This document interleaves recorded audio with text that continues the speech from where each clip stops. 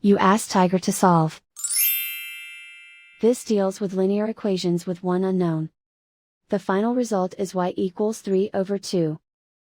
Let's solve it step by step. Group all constants on the right side of the equation. Add 5/3 to both sides. Combine the fractions. Combine the numerators.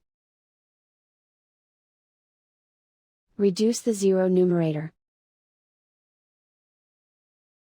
Simplify the arithmetic. Combine the fractions. Combine the numerators. Find the greatest common factor of the numerator and denominator. Factor out and cancel the greatest common factor. Isolate the y.